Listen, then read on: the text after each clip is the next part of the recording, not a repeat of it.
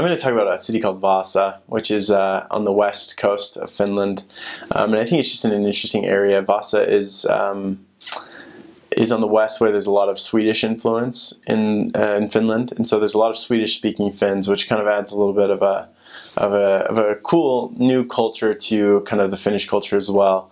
In that area, there's also a town called Pietarsaari, which is just a little bit north of Vaasa, which is almost exclusively Swedish-speaking, where missionaries are as well. So there's always, at least one Swede or somebody that speaks Swedish up in Pietarsaari because there's so many Swedish-speaking Finns. But in Vaasa, I would say that there's probably about 70% that are native Finnish speakers, probably another 30% or so that are actually native Swedish speakers.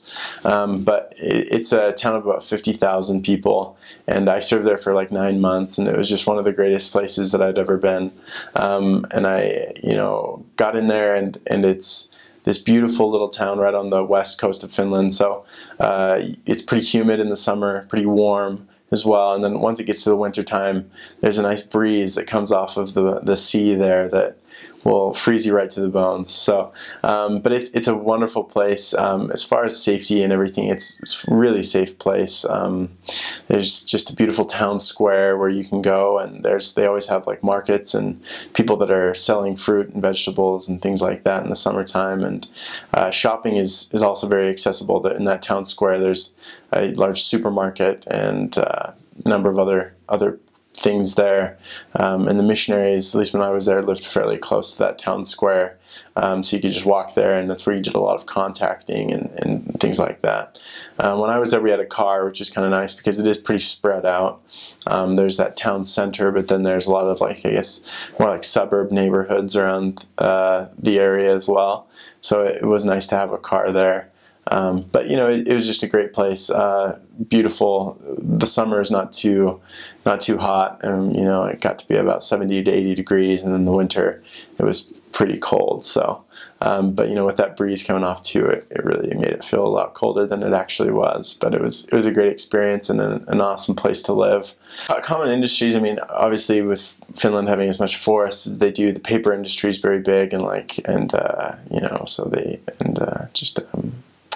forest cutting down the forest and making it into wood, and making all that into paper is a big industry around that part. But in Vaasa, for example, I don't think there is too much of it's actually a pretty big college town.